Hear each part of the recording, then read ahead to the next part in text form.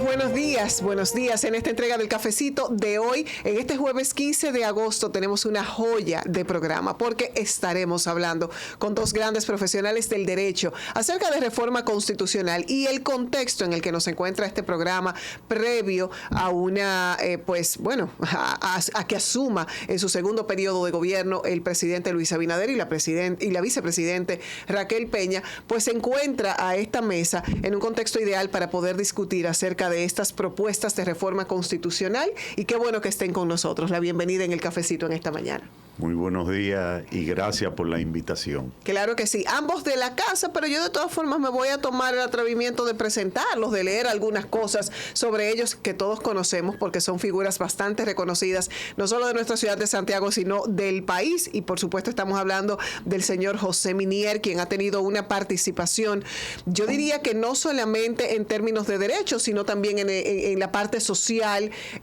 Se ha involucrado en gremios que tienen que ver con la parte de los abogados, y por supuesto que Giovanni Tejada, muy ligado también al tema de derecho, pero un político reconocido de nuestra ciudad. Así que la bienvenida para ambos. Hablemos de reforma constitucional y pongamos sobre la mesa el encuentro de varias ideas. Hay 4 puntos esenciales en esta propuesta de reforma que se ha enviado desde el Ejecutivo y que evidentemente ahora estamos como que con la bulla del tema de la toma de posesión, pero que posterior a eso tendrán que dilucidarse un poquito más acabados en un Ejecutivo que procure el consenso. No sé si se logra en muchos de estos puntos. Ya se habló ayer por parte del asesor jurídico de la presidencia de que el artículo 174 no se tocaría, esto en vinculación con el Consejo Superior del Ministerio Público, pero vamos a comenzar por el tema del Ministerio Público, esa independencia que se procura tener y que es la motivación o uno de los argumentos principales para esta modificación de la Constitución. Realmente, la práctica con la que se escoge en este momento la persona que preside el Ministerio Público, la cabeza, no reviste de independencia suficiente. Hay personas que cuestionan y dicen que no era necesaria una reforma constitucional para blindar esta independencia. ¿Cuál es el parecer de ustedes? Y aquí dejo que inicie quien quiera. Vamos a dejar que los mayores empiecen. Sí. ¿Ya vieron cómo comenzamos? Aquí va a haber de todo. Comencemos. Eso es verdad. La edad es un rango y él es mayor que yo. Él está haciendo. Sí. Lo primero es que esa reforma constitucional hay que ver qué hay detrás de ella. ¿Qué fin busca el presidente Luis Rodolfo Abinader Corona detrás de esa modificación de la Constitución? Por una sencilla razón. Él está diciendo, tocándole la música, que la sociedad civil y un grupo quieren oír de un ministerio público independiente. Entonces, él le está diciendo lo que ellos quieren oír, pero hay que ver qué él busca detrás de esa modificación, porque toda modificación... Minier, usted entonces está dejando entrever que hay una segunda intención disfrazada de independencia del Ministerio Público.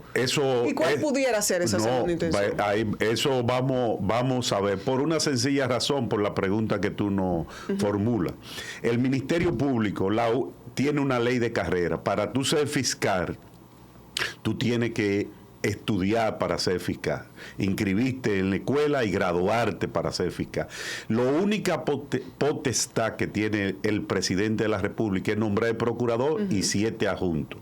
Entonces, ¿qué pasa? Si tú lees, para que la sociedad lo entienda, el artículo 25 de la ley 133-11 del Ministerio Público dice: principio de apoliticidad. El Ministerio Público ejerce sus funciones sin consideraciones de índole política partidaria. Ninguno de sus miembros puede participar en actividades políticas partidistas, aprovechar su investidura para realizar propaganda a favor de ningún partido político, ni utilizar los recursos humanos materiales de la institución para tales fines. Entonces, el Ministerio Público es apartidista. Y ese gran logro se logró en el 2011 con eso, pero más aún. Y estamos hablando de la reforma del 2010, que contempla que mandó a hacer la ley orgánica del Ministerio Público. Si quisiéramos, ¿qué es lo que no ha dicho la discusión del Ministerio Público? y lo lamentable es que Félix Damián Olivares lo escribió en el 1995.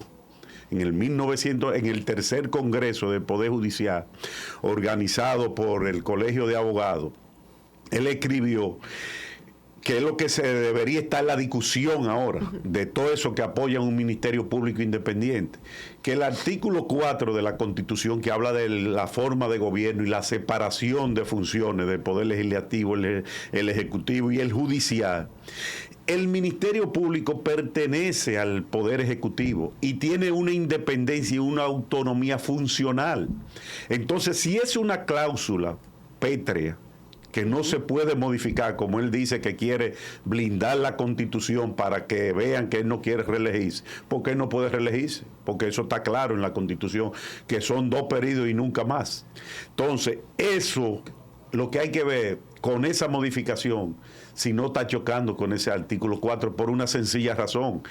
Hay funciones del Poder Ejecutivo que se delegan, que son las funciones propias del Poder Ejecutivo, como la del Legislativo, de crear las leyes, la del Judicial, de aplicar la norma, el derecho. Entonces, ¿qué pasa? La política de salud, a través, ¿quién la dirige? El Poder Ejecutivo, a través del Ministerio de Salud. La política de educación, a través del Ministerio de Educación. Y la política criminal, a través de la Procuraduría General de la República.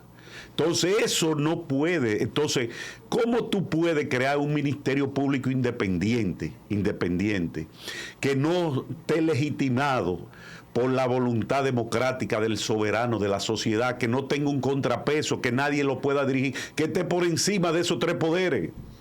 Entonces, pues, y sobre eso, y te subo, Giovanni. Mira, siguiendo con el hilo de Minier se preguntaba, ¿qué se esconde detrás de esta propuesta de reforma?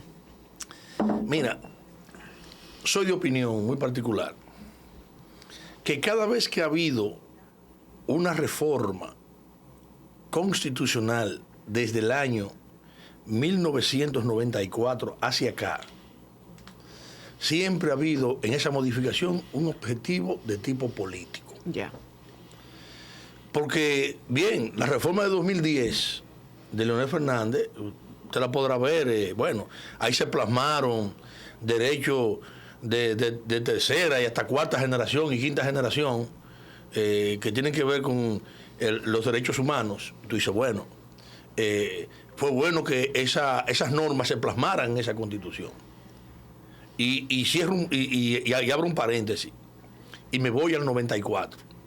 En el 94 fue necesaria la reforma porque hubo una crisis política que se encadenó el fraude que le hicieron a Peña Gómez en las elecciones.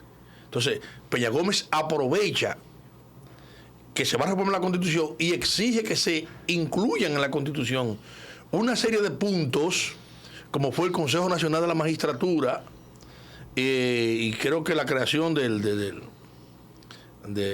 otros tribunales, que era la visión de gobierno que Peña Gómez tenía, y Peña Gómez aprovecha y hace que lo incluyan ahí en esa crisis. Bueno, esa fue una reforma necesaria porque había una crisis política. Ya la del año 2010, esa reforma tenía un objetivo meramente electoral y era rehabilitar a Leonel Fernández. Que él adornara y que se aprovechara el contexto. Adornara, incluyendo en la Constitución, normas que ya eran de aplicación interna en el derecho dominicano. ¿Por qué?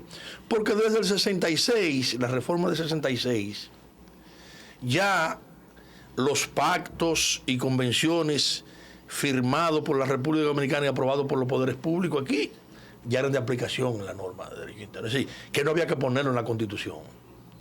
O sea, porque eran de aplicación, ya eran normas que, y con rangos constitucionales además.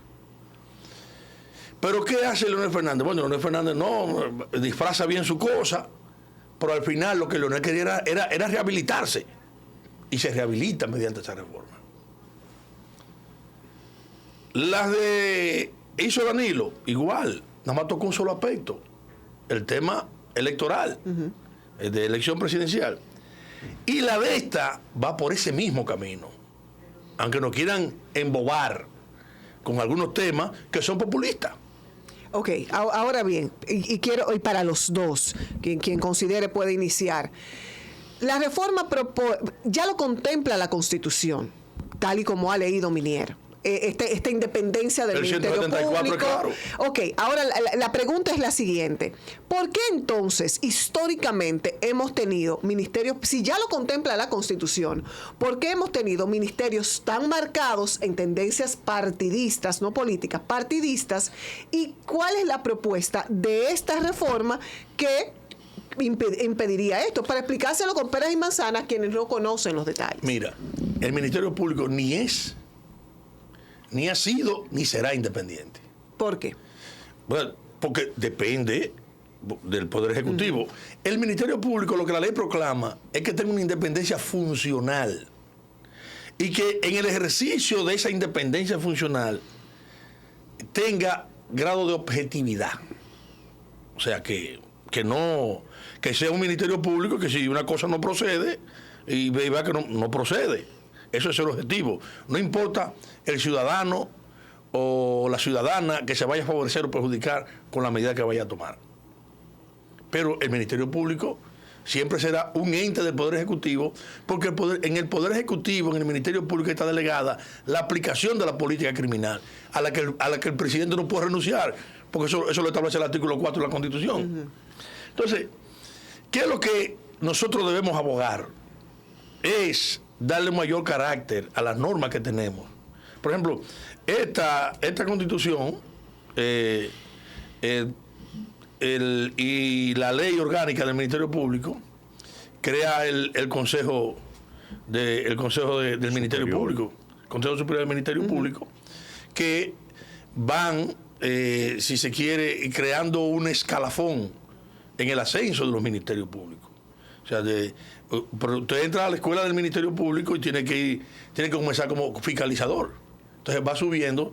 Eso le da cierta autonomía al Ministerio Público, porque esta Constitución también le otorga al presidente de la República la facultad de nombrar el 50% de los ministerios públicos. Y ojalá los presidentes de la República, porque ahí que viene, ya dejen que sea el Consejo Nacional del Ministerio Público que vaya ascendiendo los jueces, los ministerios públicos, y salirse un poco de eso.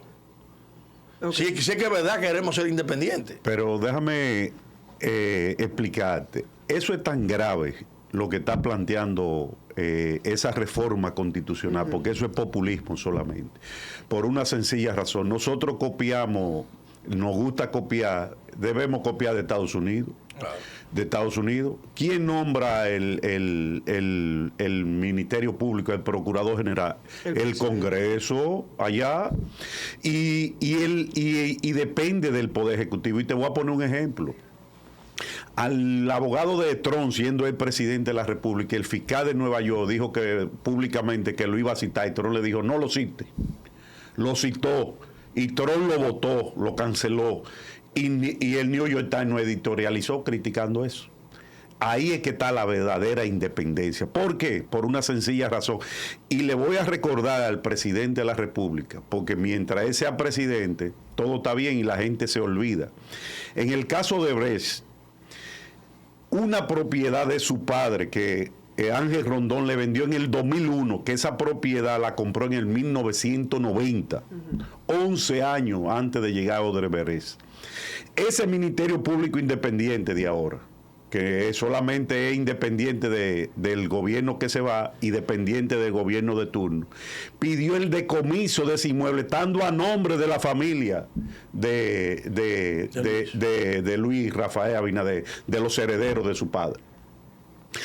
Por suerte que los jueces no cometieron el desatino, que ordenaron el decomiso de ese inmueble. Y ese inmueble es una casa que ellos tienen en Santo Domingo, que fue el comando de campaña principal del PRM, de Luis Abinader. Entonces él tiene que verse en ese espejo. Eso es siendo presidente. Imagínate cuando él salga en el 28 lo que le puede pasar. Entonces, eso es una falsa. Eso de querer un Ministerio Público independiente. Si esa sociedad civil que vive proponiendo eso, debería pedir que a esos fiscales que se aplique la ley de carrera, porque aquí hay fiscales con mucho mayor mérito que Wilson Camacho y que Jenny Berenice, y con la misma capacidad y cuidar con más capacidad con él, y lo tienen relegado a un tercer plano porque no tienen ningún padrino dentro del Ministerio Público, que hay tendencia. No, ni dentro de esos organismos de presión, como participación ciudadana. Sí, esa. Pero tenemos que pausar. Y esto está tan interesante que, Dios mío, ojalá nos dieran 2 horas. ¿Será el pasar la escogencia del Procurador General de la República al Consejo Nacional de la Magistratura la solución solo por despersonalizar la figura del presidente? Quédenme ahí con la respuesta. Eso lo contestamos después de la pausa.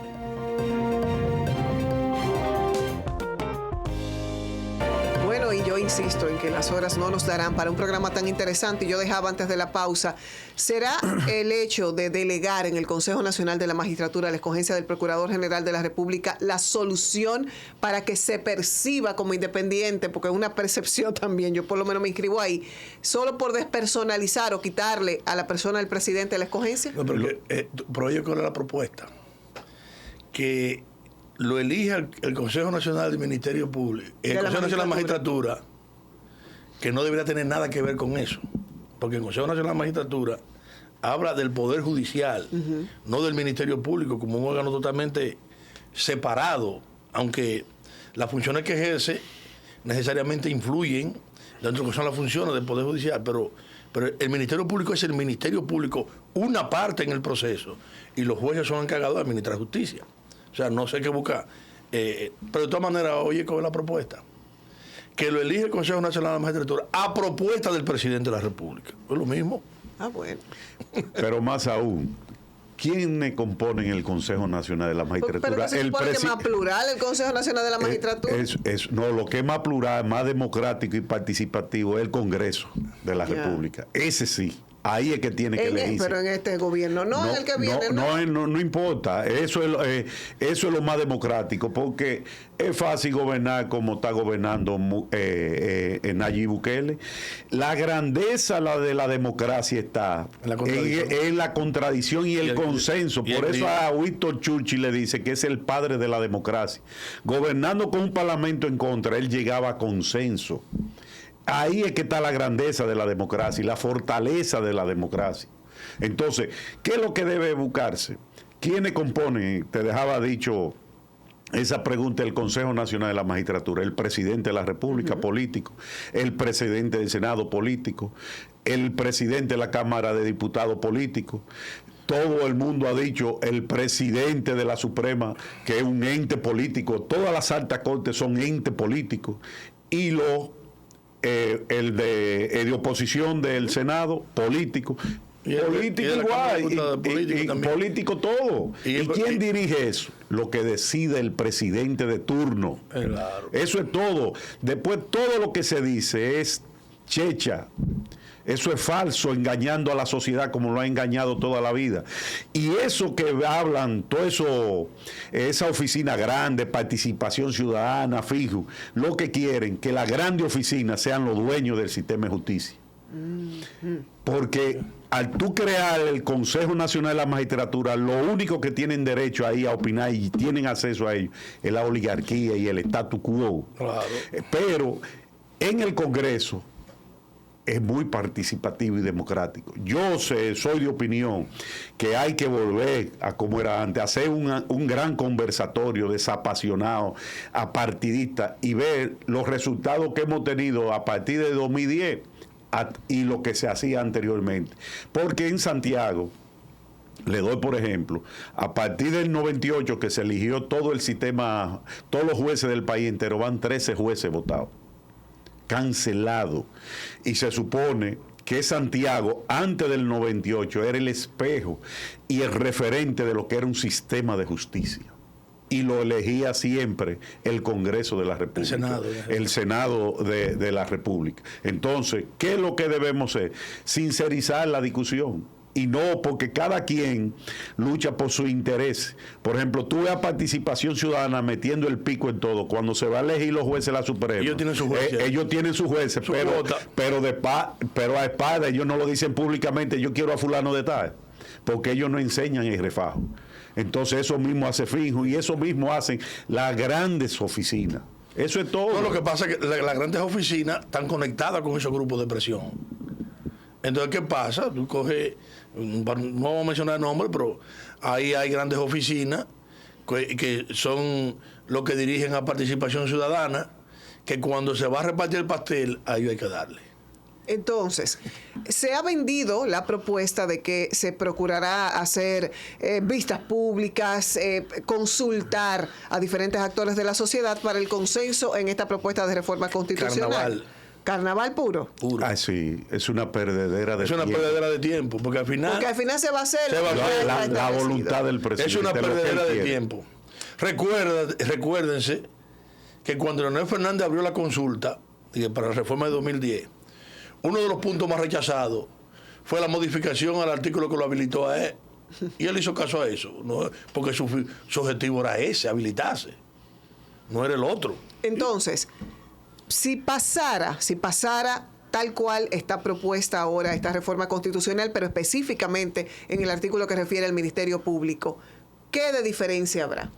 ¿Qué de diferencia puede haber a lo que actualmente tenemos y a las acusaciones partidistas que tienen muchos de sus actores? No es sencillo. Si se crea un Ministerio Público independiente, como todo el mundo quiere, tenemos que vernos en el espejo de Perú y de Guatemala. Porque ese fiscal independiente no tiene forma de contrapeso. Va a hacer y deshacer. Sencillamente, porque el Ministerio Público investiga a quien quiera, pero debe tener un porqué se investiga y hasta dónde se investiga. Entonces ellos van a tener una patente de corso de hacer lo que le dé la gana. Pero entonces a partir de ahí, Minier y Giovanni, queremos y abogamos todos por un Ministerio Público independiente. Se habla de que este Ministerio Público por lo menos se encamina a hacerlo. Sin embargo, continúan las denuncias de las mismas falencias o más profundos todavía los problemas en el Ministerio Público. Entonces yo entiendo que más que abogar porque es independiente, es que cumpla con las funciones que tiene que cumplir. Exactamente, estamos de acuerdo totalmente, porque las reglas de la independencia están ahí, las normas están ahí, están. O sea, no creo que tengamos que embarcarnos en aprobar nuevas normas, no. Es institucionalizar el Ministerio Público, que el Ministerio Público sepa realmente cuáles son sus funciones y que la ejerza. Nosotros no podemos crear a través del Ministerio Público un superpoder, porque fíjate lo que decía Minier, hay países en que se está utilizando el Ministerio Público para dar golpes de Estado institucionales. Sí. En Guatemala el procurador impedía que se juramentara el presidente. Y lo que se dio en Brasil con Dilma Rousseff. Dilma Rousseff. Se dio eso. O sea, tenemos que tener mucha cuenta con utilizar el Poder Judicial para desestabilizar países y dar golpes de Estado. Ahora, ¿qué es lo que pasa? Por ejemplo, ante un Ministerio Público que no sea objetivo, porque puede que sí que ocurra, que no sea...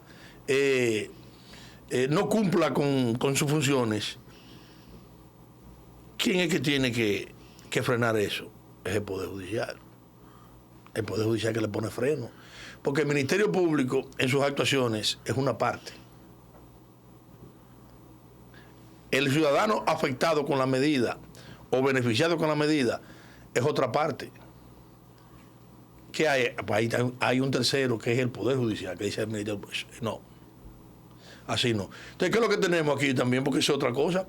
Tenemos en muchísimos casos un sello gomígrafo que le convalida las actuaciones arbitrarias al Ministerio Público como si fuera un sello gomígrafo.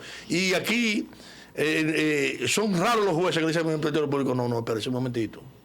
Eso no es así.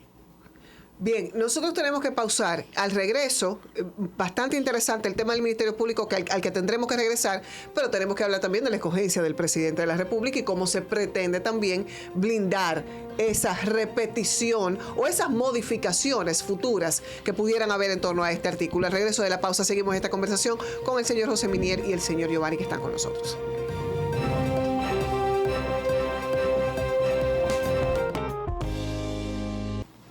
Nosotros continuamos en esta conversación y en este careo interesante. Reforma constitucional, los puntos propuestos desde el Ejecutivo para esta reforma, y hablábamos entonces del tema de la reelección o lo que permite o impediría, porque se habla de Luis Abinader, pero en el futuro lo que ocurra, pero tenemos que tocar un tema importante, esta propuesta de unificar nuevamente las elecciones. Sobre el tema presidencial, se supone que ya la Constitución establece 2 periodos consecutivos y nunca más. ¿Qué se busca? Vamos a explicarle a todos nuestros televidentes y quienes nos escuchan cuál es la propuesta, o sea, cuál es el adicional si ya se establece que se supone que no debe regresar. Ahí es que está lo que decía Minier ese principio. Ahí es que está lo que no se ve. Ajá. Con la reforma, lo que no se ve. Decía Juan Bosch aquí, acuñó una frase que decía que en política habían cosas que se veían y cosas que no se veían. Mucha gente dice que eso es de Martí realmente, pero fue Juan Bosch que lo acuñó eso aquí. Y que las cosas más importantes eran las cosas en política que no se veían, lo que los políticos no enseñan. Entonces, ¿cómo el ciudadano común llega a descubrir lo que no se ve? A través de la observación y análisis de los detalles. Tenemos un presidente hoy en campaña total, ¿eh? ¿Cómo así, Giovanni? Espérate, ¿cómo que en campaña? Oye, pero el presidente anda por ahí inaugurando hasta boticas populares. Sí, pero que se supone que él no puede reelegirse en el próximo periodo. Entonces, ¿qué tiene que ver la campaña? Te estoy diciendo que está en campaña. Está en campaña. Viene aquí a montarse de nuevo, otra vez, en el asunto de Monriel. Ya ha inaugurado 4 veces la cañada de Guravito. Que esa obra que está muy bien, la cañada de Gurabo, sí, excelente. Y anda por ahí visitando. El presidente está en campaña. Pero eso no puede ser una mera interpretación de las funciones de un presidente que evidentemente en este caso se vende más cercano, más participativo. No, yo pensaba que Luis ahora, porque los primeros 4 años, bueno, tenía intenciones claras de reelegirse, pero la Constitución se lo permitía. O sea, bueno, es lógico que esté en campaña, pero Luis tiene que sentarse en el palacio a gobernar, a hacer la labor de un estadista, que no lo está haciendo. Anda por ahí, dando vueltas en campaña. Entonces tú dices, ¿y estos movimientos del presidente? ¿Por qué? Y con la empecinación, el empecinamiento de hacer esta reforma. ¿Por qué? Porque cuando se cambie el régimen de elección del presidente, eso, como las normas constitucionales son de aplicación inmediata, es ese nuevo régimen que va a haber que aplicarle a él. Va a rehabilitar a Danilo Medina también, y rehabilitando a Danilo Medina divide la oposición más, porque a Danilo Medina esa musiquita le gusta, que lo rehabiliten.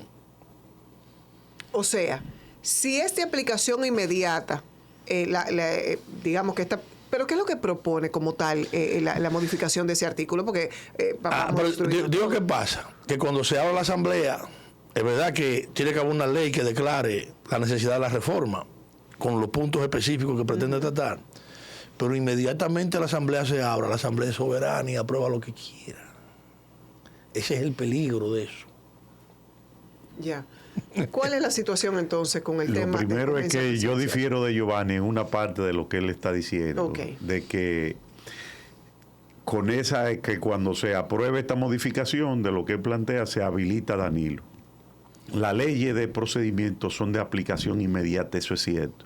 Pero yo le pongo un ejemplo a Giovanni, si sería posible.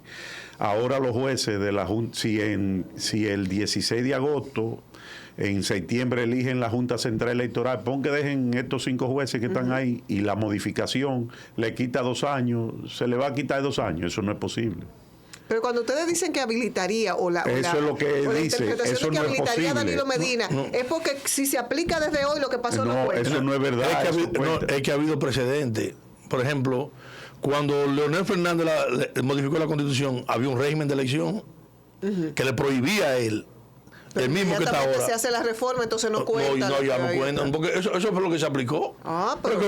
No, la reforma del 2010, ya Leonel Fernández estaba jubilado, no podía aspirar, tenía el mismo impedimento que tiene Luis ahora. ¿Qué hizo él? Modificó el régimen de elección y se rehabilitó. O sea que aún en esta reforma pasara el 2 periodos consecutivos y nunca más, es como si hiciéramos borrón y cuenta nueva. Eso no es cierto, yo no comparto. No, yo no, claro que no. ¿Por qué no? Por el ejemplo que te puse de los jueces de la Junta Central Electoral, si a estos jueces lo eligen en septiembre, los ratifican, mejor dicho, y esta modificación de la Constitución le quita 2 años, porque los jueces son por 4 años. Sí. Entonces se va a eliminar esos 2 años, eso no es posible. Por ejemplo, lo que está planteando Luis Abinader es ponerle una coletilla que dice que te lo voy a leer íntegramente. Sí. Eso para. Sí, porque es importante que la ciudadanía conozca qué es lo que se está introduciendo. Que lo que dice del periodo, en cuanto a eso, que él dice que no puede ir. Coño. Bueno, en lo que tú lo buscas, yo creo que también está por aquí. Pero óyeme. Es que hay precedentes. Y de esos precedentes pudieran agarrar. Claro, no, es que la reforma que ocurrió en el 2010 es evidente. O sea, cuando Leonel Fernández agota sus dos periodos, que se supone que debían ser ya no podías aspirar jamás. ¿Qué hizo? Modificó la Constitución, se rehabilitó y habilitó a Hipólito. En esa modificación del 2010 se establecía el 2 periodos y nunca más. Claro, sí. Eso no viene con Danilo. No. Eso lo aprobó Hipólito Mejía. Es una reforma que hizo para rehabilitarse, porque cuando Hipólito ganó, era un periodo, no podía aspirar en ese. Y luego podía. Entonces, ¿qué hace Hipólito? Hipólito pone, en el que pone la Constitución, 2 periodos y nunca más. Okay, pero déjame leértelo, Giovanni. El artículo? Hay un artículo 5 de la reforma que dice: adición a las disposiciones transitorias en el marco de la reforma constitucional, la reforma constitucional convocada mediante la presente ley tiene por objeto ratificar las disposiciones transitorias vigentes. Eso es ya, por ejemplo, lo que se le agregó a Danilo que no podía, que va a seguir vigente porque eso carece de objeto y no puede ser más nunca. Esos son los errores de esto. Y agregar las siguientes disposiciones transitorias a la Constitución de la República. Una disposición transitoria 21ª con el propósito de disponer que el presidente de la República electo el tercer domingo de mayo del 24 no podrá presentarse al mismo cargo ni la vicepresidenta de la República en el siguiente periodo ni en ningún otro. Eso es lo que él le está agregando. Pero que él ahora mismo, sin hacer eso, él no puede. Porque eso ya de por sí, de forma general, es 2 periodos. No, ahí es que está, en los detalles, Giovanni. Pero hay que viene el tema. Hay que viene el tema. O sea, ¿para qué va a hacer eso si no es necesario? Exacto, porque entonces se le está agregando algo que ya se infiere. Abrir esa caja de Pandora, porque tú la convocas y vamos a encomillar eso, con esa intención. Pero cuando la asamblea esté abierta, ¿qué puede ocurrir ahí? No, yo te voy a decir lo que va a ocurrir, que es lo que yo dije al principio, que hay que ver qué hay detrás de eso. Y lo que tú dijiste, que hay cosas más importantes que no se ven que lo que se ve. En ese detalle, que es lo que todo el mundo está de acuerdo, ahí en ese detalle es que sale Satanás. Ay, Dios así mío. es. Me están preocupando. Ahí es que sale Satanás. Lo que yo quiero es que me digan cuál es el Satanás. Eso después de la pausa. Vamos a ver cuál es. Eso es lo que hay, lo que no se ha dicho.